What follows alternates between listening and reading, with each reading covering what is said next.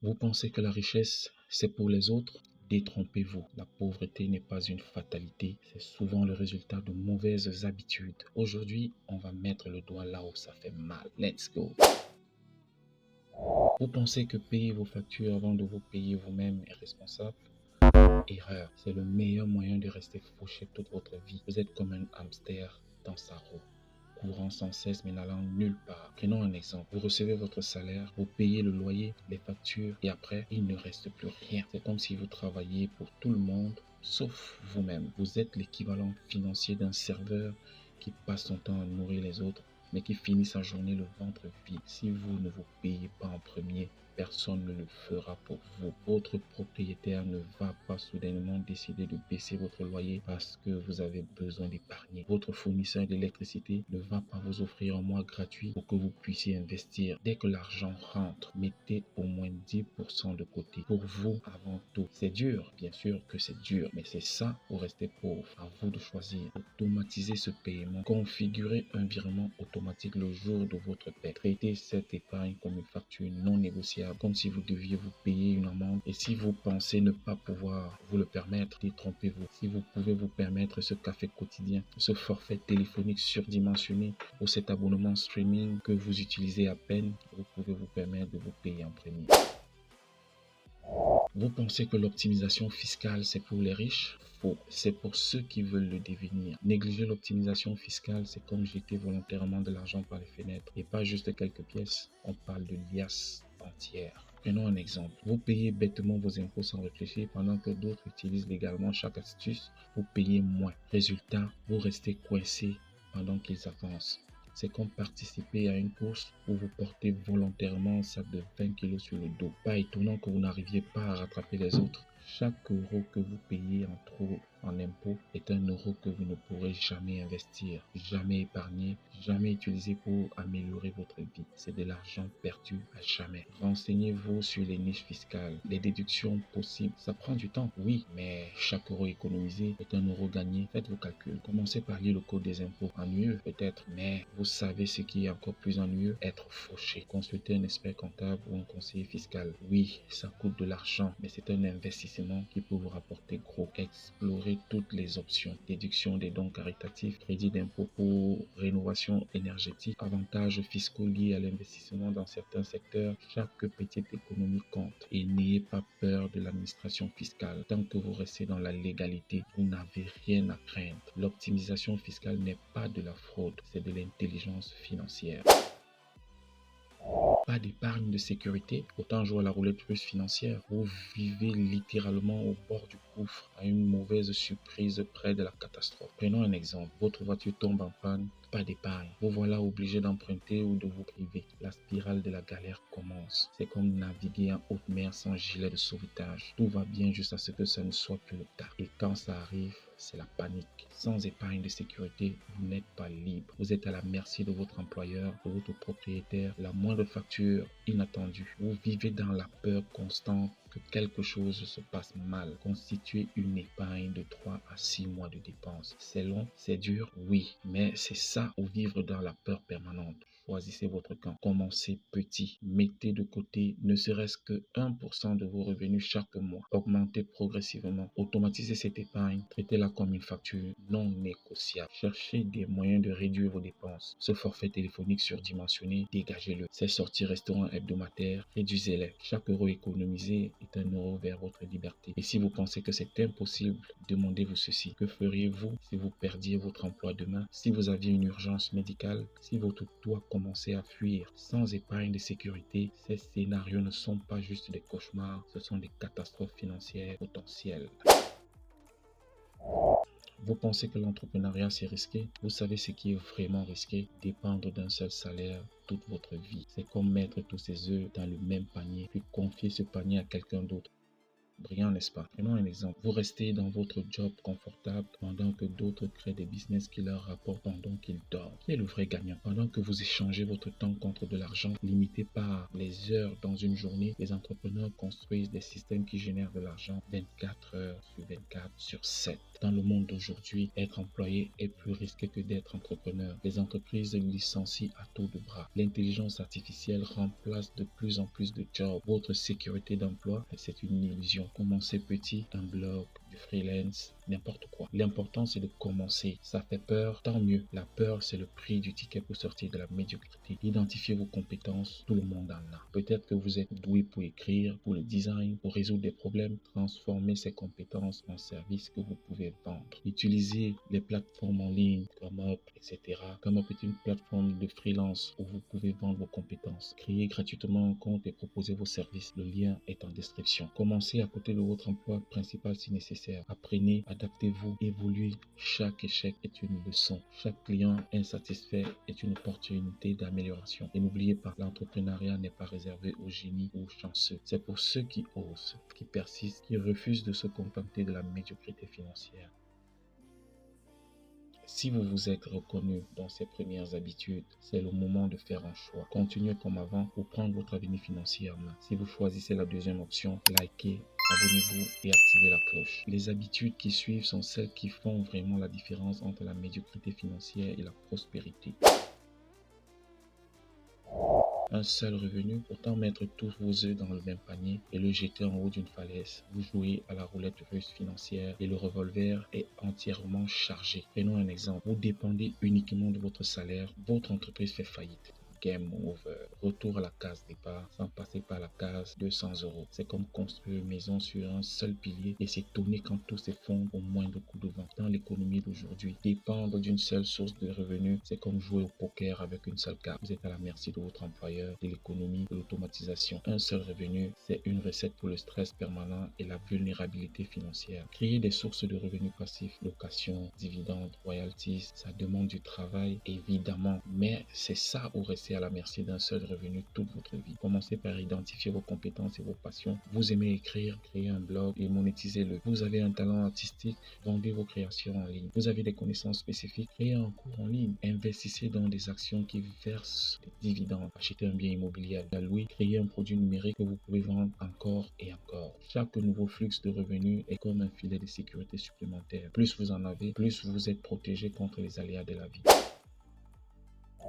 Vous gagnez plus, vous dépensez plus. Félicitations, vous venez de gagner un aller simple pour la médiocrité financière. C'est comme essayer de remplir un seau percé. Peu importe la quantité d'eau que vous y versez, il restera toujours vide. Prenons un exemple. Promotion, nouvelle voiture, augmentation, appartement plus grand. Et vous voilà toujours aussi fauché. Mais avec plus de trucs inutiles, c'est le syndrome du hamster dans sa roue dorée. Vous courez plus vite, mais vous n'allez nulle part. Augmenter vos dépenses proportionnellement à vos revenus, c'est comme creuser un trou de plus en plus profond tout en espérant atteindre le ciel. Vous vous enfoncez dans un style de vie que vous ne pourrez pas maintenir si les choses tournent mal. Augmentez vos investissements, pas votre train de vie. Dur, oui, mais c'est le prix à payer pour ne pas finir comme tous ces gens qui gagnent 100 000 euros par an et qui sont toujours à découvert. Fixez-vous un plafond de dépenses indépendamment de vos revenus. Tout ce qui dépasse ce plafond va directement dans vos investissements. Votre salaire double, génial.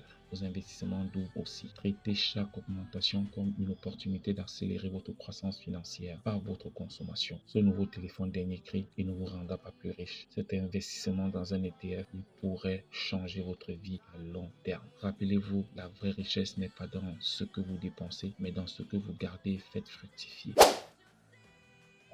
Vivre au-dessus de ses moyens, c'est comme creuser sa propre tombe financière avec une pelle en or que vous ne pouvez pas vous permettre. Vous ne vivez pas votre meilleure vie, vous hypothéquez votre futur. Par exemple, vous achetez le dernier téléphone à la mode alors que votre vieux téléphone fonctionne parfaitement. Pourquoi? Pour impressionner qui? Certainement pas votre compte en banque. C'est comme emprunter de l'argent à votre futur vous avec des intérêts exorbitants. En fait, vivre au-dessus de ses moyens, c'est comme construire un château de cartes. Ça peut avoir l'air impressionnant pendant un moment, mais au moindre coup de vent, tout s'effondre. Et le vent finit toujours par souffler. Vivez en dessous de vos moyens, pas sexy peut-être, mais vous savez ce qui est vraiment sexy, la liberté financière. Commencez par faire faire un budget réaliste. Pas le budget que vous aimeriez avoir, mais celui que vous pouvez vraiment vous permettre. Différenciez vos besoins de vos envies. Ce nouvel ordinateur est-il vraiment nécessaire ou est-ce juste pour frimer? Adoptez la mentalité du millionnaire frugal. Les vrais riches ne s'embarrassent pas d'apparences coûteuses. Ils investissent dans des actifs qui génèrent de la richesse, pas dans des gadgets qui impressionnent les autres. Chaque fois que vous êtes tenté d'acheter quelque chose au-delà de vos moyens, demandez-vous, est-ce que ça me rapproche de mes objectifs financiers ou est-ce que ça m'en éloigne? Rappelez-vous, la vraie richesse se construit lentement, pas en faisant semblant d'être riche. Ne pas suivre ses dépenses, c'est comme conduire les yeux fermés. Tôt ou tard, vous allez vous cracher. Et le crash financier, croyez-moi, ça fait mal. Prenons un exemple. Vous n'avez aucune idée de la destination de votre argent chaque mois. Résultat, il disparaît comme par magie. Sauf que la seule magie ici, c'est votre capacité à rester pauvre. C'est comme avoir un trou dans votre poche et vous demander pourquoi vous n'avez jamais d'argent. Si vous ne savez pas où va votre argent, vous ne contrôlez pas votre vie financière. Vous êtes comme un capitaine de navire qui ne regarde pas sa carte. Vous allez droit vers les récifs. Traquez chaque centime. Oui, c'est fastidieux, mais c'est ça ou continuez à vous demander pourquoi vous êtes toujours fauché. Commencez par noter toutes vos dépenses pendant un mois. Tout, même ce café à 2 €. Utilisez une application si ça vous facilite la tâche. Vous serez probablement choqué de voir où part réellement votre argent. Catégorisez vos dépenses. Nécessités, luxe, dépenses émotionnelles. Identifiez les fuites. Ces abonnements que vous n'utilisez jamais, résiliez-les. Ces achats impulsifs, mettez-y un terme. Fixez-vous des limites pour chaque catégorie et respectez-les. Traitez votre budget comme une loi, pas comme une suggestion. Chaque euro que vous dépensez sans y réfléchir est un euro qui ne travaillera jamais pour vous. Les achats impulsifs, c'est le cancer de votre portefeuille. Ça se propage en silence et quand vous vous en rendez compte, il est souvent trop tard. Chaque petit achat est une métastase qui ronge votre santé financière. Vous entrez dans un magasin pour acheter du lait, vous ressortez avec 3 sacs remplis de trucs dont vous n'avez pas besoin. Bravo, vous venez de saborder votre budget du mois. C'est comme si vous essayiez de perdre du poids tout en cédant à chaque envie de gâteau. Ça ne marche pas. Chaque achat impulsif est un vol. Pas un vol dans le magasin, non. Un vol envers vous-même. Vous volez votre futur vous, celui qui aura besoin de cet argent pour des choses vraiment importantes. Imposez-vous un délai de réflexion pour tout achat non essentiel, 24 heures, 48 heures, une semaine. Si après ce délai, vous en avez toujours envie et que vous pouvez vous le permettre, allez-y. Sinon, passez votre chemin. Commencez par identifier vos déclencheurs, stress, ennui, besoin de validation. Tapez-vous à la racine du problème. Créez une liste d'attente pour vos envies. Notez-y tout ce que vous voulez acheter impulsivement. Révisitez cette liste régulièrement. Vous serez surpris de voir combien de ces envies urgentes disparaissent avec le temps. Avant chaque achat, posez-vous ces questions. En ai-je vraiment besoin? Est-ce aligné avec mes objectifs financiers? Puis-je m'en passer? La satisfaction d'un achat impulsif est éphémère. Le regret financier, lui, dure beaucoup plus longtemps. Négliger votre éducation financière, c'est comme refuser d'apprendre à nager et vous plaindre ensuite de vous noyer dans l'océan impitoyable de l'économie moderne. L'ignorance financière est un boulet attaché à vos chevilles. Vous ne savez pas différencier une action d'une obligation. Vous pensez que l'inflation, c'est juste un gros mot utilisé par les économistes et vous vous demandez pourquoi vous n'arrivez pas à faire fructifier votre argent. C'est comme essayer de jouer aux échecs sans connaître les règles. Vous allez perdre et pas qu'un peu. Dans le monde d'aujourd'hui, l'ignorance financière est un luxe que vous ne pouvez pas vous permettre. Chaque jour où vous restez financièrement illettré est un jour où vous laissez les autres décider de votre avenir financier. Lisez, formez-vous, investissez dans votre cerveau. Un livre de finances par mois, des podcasts, des formations en ligne, ça prend du temps, oui, mais l'ignorance coûte beaucoup plus cher à long terme. Commencez par les bases, apprenez à lire un bilan, comprenez comment fonctionne réellement l'inflation, familiarisez-vous avec les différents types d'investissements, suivez l'actualité financière. Pas besoin de devenir un expert du jour au lendemain, mais restez informé. Chaque nouvelle connaissance est une arme dans votre arsenal financier. Entourez-vous de personnes financièrement éduquées. Rejoignez des groupes de discussion en ligne, assistez à des séminaires. L'éducation financière est un voyage, pas une destination. Dans le monde de la finance, ce que vous ne savez pas peut vous ruiner. L'éducation financière n'est pas un luxe, c'est une nécessité de survie. Votre zone de confort financière, c'est une prison dorée, confortable, mais toujours une prison. Vous y êtes peut-être à l'abri, mais vous y êtes aussi piégé. Regardant le monde des opportunités passer devant vos barreaux. Vous gardez le même job médiocre depuis des années parce que c'est stable. Pendant ce temps, les opportunités passent et votre potentiel de gain s'évapore. C'est comme rester sur un bateau qui coule lentement parce que vous avez peur de l'eau. À un moment, vous allez devoir nager ou couler. Votre zone de confort est en réalité une zone de stagnation. Pendant que vous vous accrochez à votre fausse sécurité, le monde avance et n'attendra pas que vous soyez prêt. Sortez de votre zone de confort. Demandez cette augmentation. Postulez pour ce job mieux payé. Lancez ce business qui vous fait rêver. Ça fait peur, tant mieux. La peur est le prix à payer pour une vie extraordinaire. Commencez petit. Fixez-vous un défi financier chaque mois. Négociez une facture. Investissez dans quelque chose de nouveau. Chaque petite victoire vous donnera le courage d'aller plus loin. Identifiez vos peurs financières, la peur de l'échec, de l'inconnu. Affrontez-les une par une. Rappelez-vous que la plus grande menace pour votre avenir financier, c'est votre complaisance. Entourez-vous de personnes qui vous poussent à grandir. Trouvez un mentor. Rejoignez des groupes d'entrepreneurs. L'ambition est contagieuse. La vie commence là où votre zone de confort se termine. Votre potentiel financier aussi. La peur de l'argent, c'est comme avoir peur de l'oxygène. Ça ne fait que vous étouffer financièrement. Vous traitez l'argent comme un ennemi alors qu'il devrait être votre allié le plus puissant. Vous pensez que l'argent est sale, que les riches sont forcément malhonnêtes. Résultat, vous sabotez inconsciemment toutes vos chances de prospérité. C'est comme refuser de boire de l'eau parce que certaines personnes se noient. Logique imparable, n'est-ce pas? Votre peur de l'argent est une prophétie autoréalisatrice. Plus vous le craignez, plus il vous fuira. Et pendant que vous jouez à ce jeu de cache-cache, d'autres construisent des empires. Changez votre mentalité.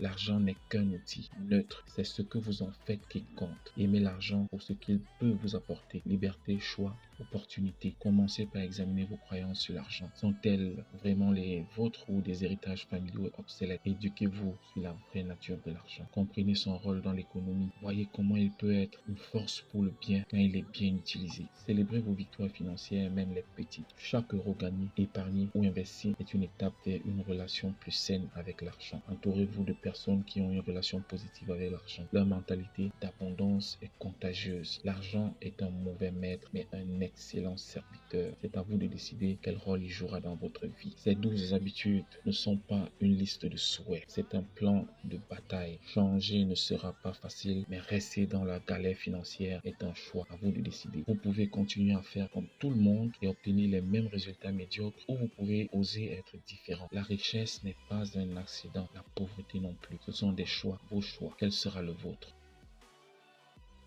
Maintenant que vous connaissez ces 12 habitudes toxiques, qu'allez-vous faire? Partagez votre plan d'action dans les commentaires. Pas d'excuses, pas de oui, mais juste votre engagement à changer. D'ici là, prenez soin de vous et de vos finances.